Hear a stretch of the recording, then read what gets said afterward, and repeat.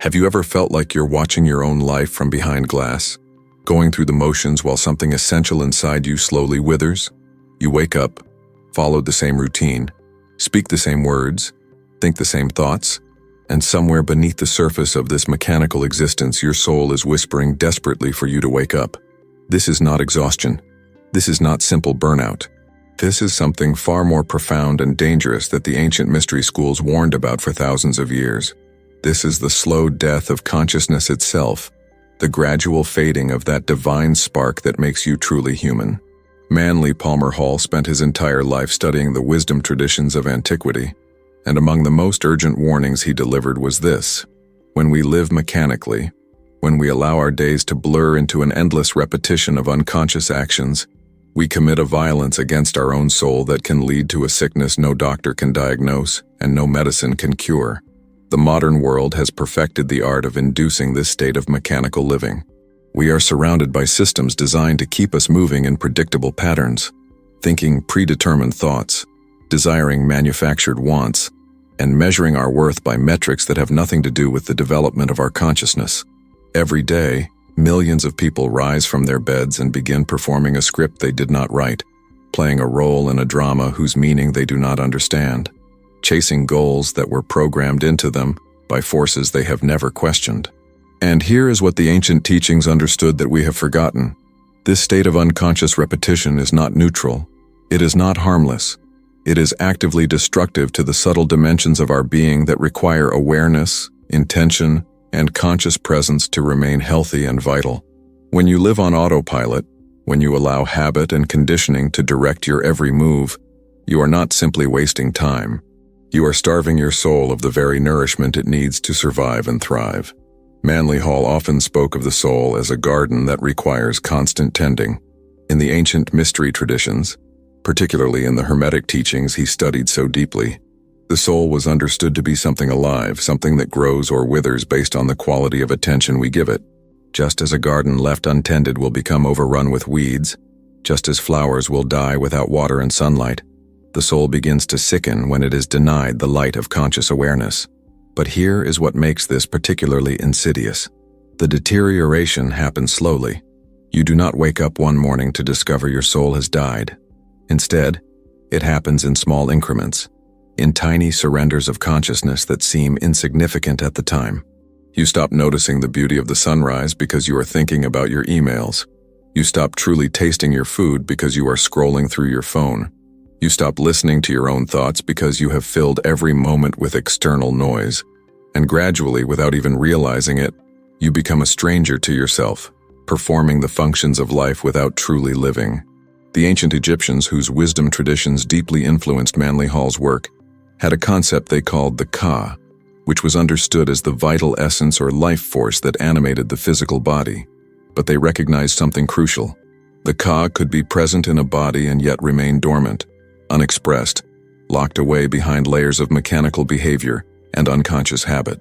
They depicted this in their sacred art, showing individuals whose Ka had separated from their conscious awareness, wandering in a kind of twilight existence between true life and true death. This was considered one of the most tragic states a human being could experience, because while the body continued to function, the essential spark that made existence meaningful had withdrawn into a kind of hibernation. This is precisely what happens when we live on autopilot.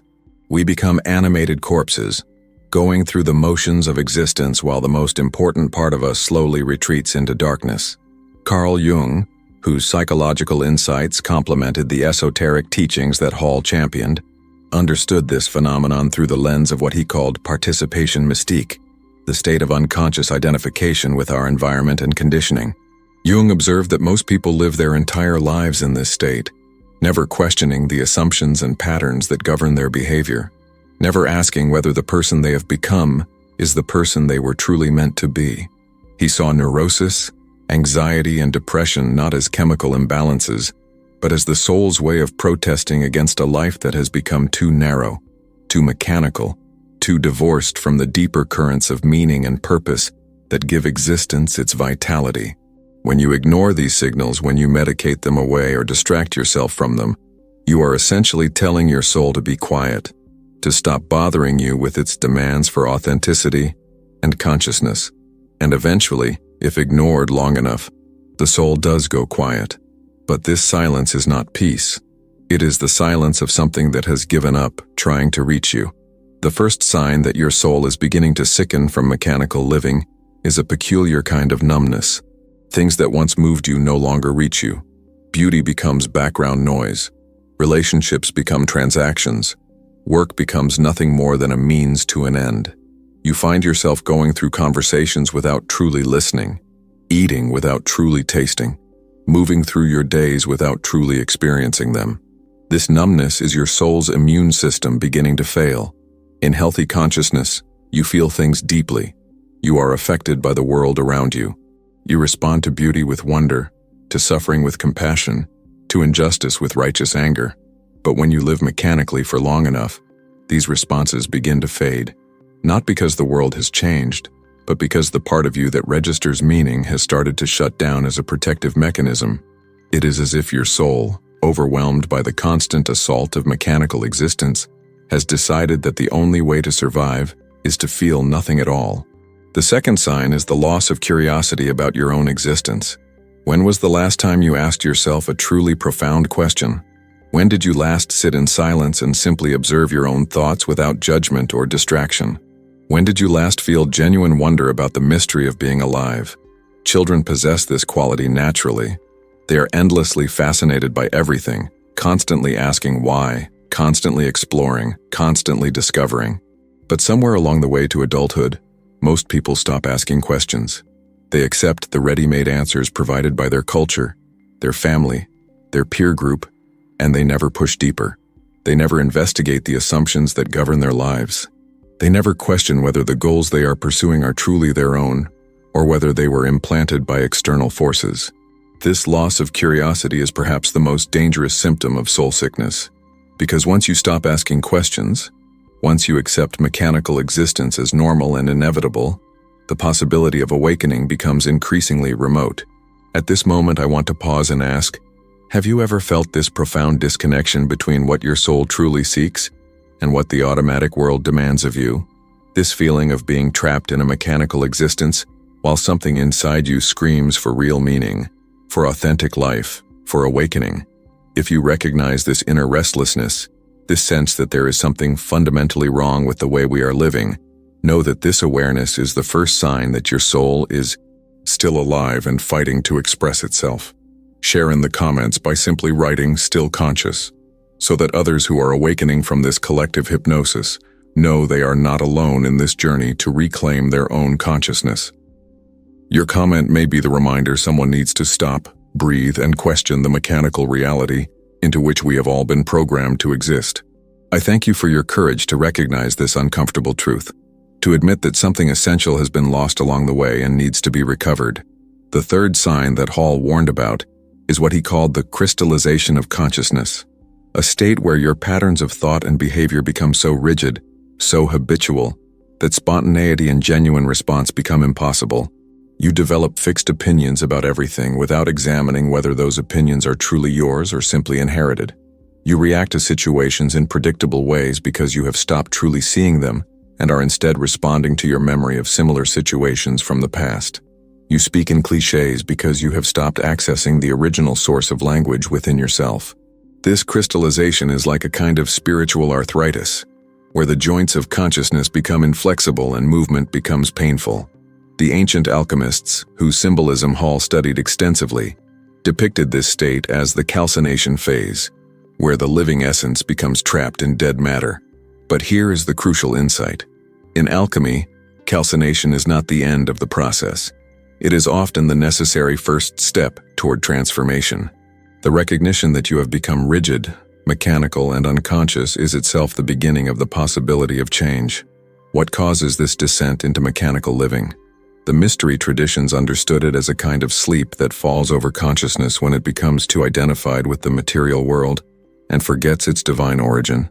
In the Hermetic texts that Hall translated and commented upon, there is a constant emphasis on remembrance, on the necessity of remembering who and what you truly are beneath the layers of social conditioning and habitual behavior.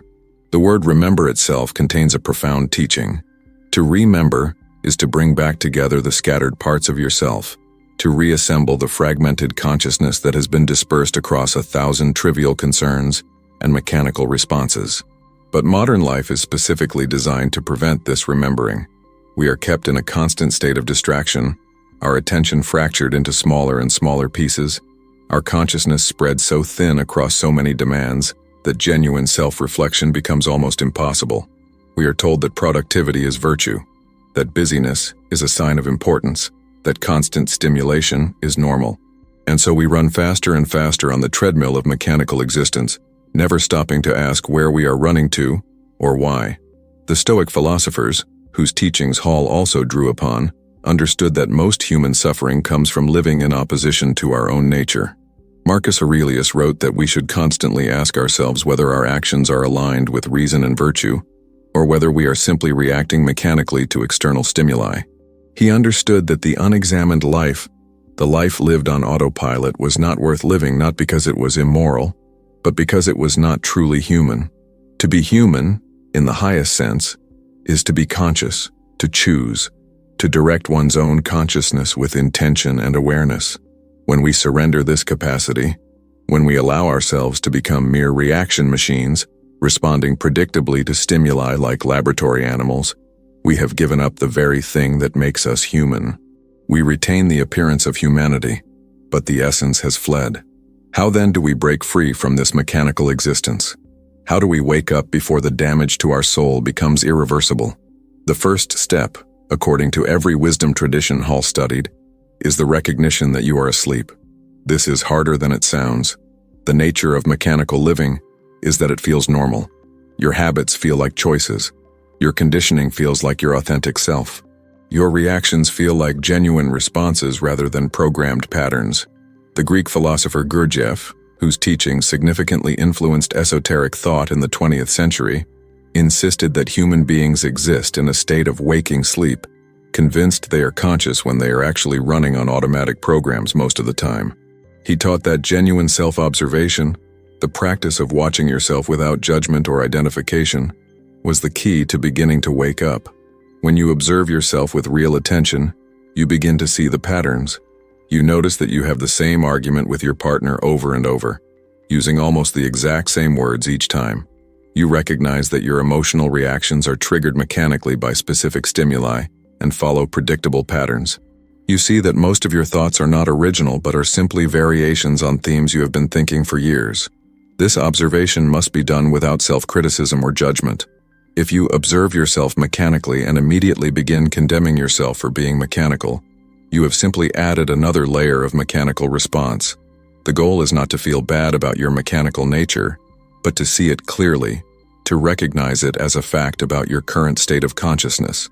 Hall emphasized that this seeing must be done with a quality of gentle attention, the way you might observe a child or a beloved pet, with interest and affection rather than harsh judgment.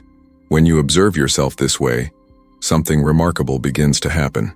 The very act of observation begins to create a small space between stimulus and response, a tiny gap in which choice becomes possible. In that gap, consciousness can operate. In that gap, you are no longer completely mechanical. The second step is to introduce intentional disruption into your automatic patterns. This does not mean making dramatic changes to your external life, though sometimes that becomes necessary. It means beginning to do small things differently, on purpose, with full awareness. If you always take the same route to work, take a different one. If you always sit in the same chair, sit somewhere else. If you always respond to a certain person in a certain way, consciously choose a different response. These small disruptions serve to break up the hard crust of habit that has formed around your consciousness. They create moments of presence, moments where you must pay attention because the familiar pattern has been interrupted. The Zen masters, whose teachings Hall respected deeply, understood this principle and often used apparently absurd or contradictory instructions to jolt students out of mechanical thinking. The famous koans, such as "What is the sound of one hand clapping?" are not meant to be answered logically. They are meant to short-circuit the mechanical mind and create an opening through which genuine awareness can emerge. The third step, and perhaps the most challenging, is to begin cultivating what Hall called sacred attention, the practice of bringing full consciousness to whatever you are doing, no matter how mundane or trivial it might seem. When you eat with full attention. Taste every bite. Notice the textures, the flavors, the sensations. When you walk with full attention. Feel your feet touching the ground. Notice the movement of your body through space. When you speak with someone, speak with full attention. Actually listen to what they are saying, not to formulate your response, but to truly hear them. This practice sounds simple, but it is extraordinarily difficult because our entire culture conditions us to do the opposite. We are taught to multitask, to divide our attention, to always be thinking about the next thing while we are doing the current thing. This fragmentation of attention is the enemy of soul health. The soul thrives on wholeness, on the gathering of all your faculties toward a single point of focus. When you bring this quality of attention to your daily life, even the most ordinary activities become extraordinary. You begin to discover layers of experience and meaning that were always there, but that you were moving too fast to notice. The ancient mystery schools that Hall spent his life studying all emphasized the importance of ritual and ceremony as methods for maintaining consciousness. Why? Because ritual, when performed with genuine attention, is the opposite of mechanical action. A ritual is an intentional act, performed according to specific forms, with the full awareness of its symbolic meaning. When you perform a ritual, you cannot do it mechanically. You must be present. You must remember the forms and their significance. You must bring your full consciousness to the act. This is why traditional cultures surrounded even ordinary activities with ritual elements. The Japanese tea ceremony transforms the simple act of making and drinking tea into an exercise in mindfulness and presence. The Jewish Sabbath transforms rest from mere cessation of work into a conscious celebration of sacred time. These rituals serve to punctuate the flow of time with moments of heightened consciousness, preventing the descent into complete mechanical existence.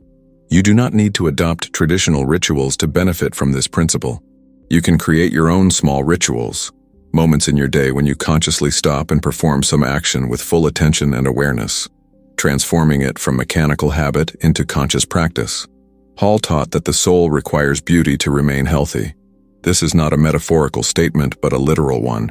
Just as the body requires certain nutrients to function properly, the soul requires encounters with beauty, with harmony, with the transcendent dimensions of existence. When you live mechanically, you become blind to beauty. You walk past the sunset without seeing it. You hear music without really listening. You look at art without truly seeing. This blindness to beauty is both a symptom of soul sickness and a cause of its worsening. The soul is nourished by beauty, awakened by beauty, called out of its mechanical slumber by encounters with the beautiful. This is why all wisdom traditions have emphasized the cultivation of arts, the creation of sacred spaces, the preservation of natural beauty. These are not luxuries or decorations.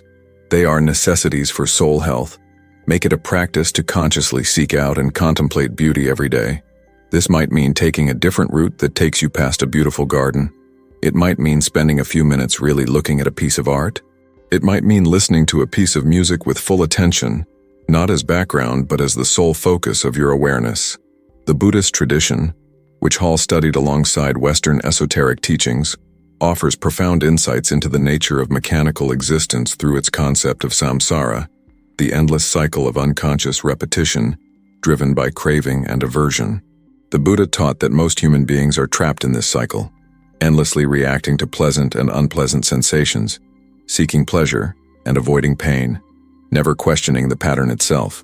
Liberation, in Buddhist teaching, comes through the cultivation of mindfulness, the practice of bringing clear, non-judgmental awareness to each moment of experience. This is remarkably similar to what Hall taught about breaking free from mechanical existence. Both traditions understand that the problem is not life itself, but our unconscious mechanical relationship to life.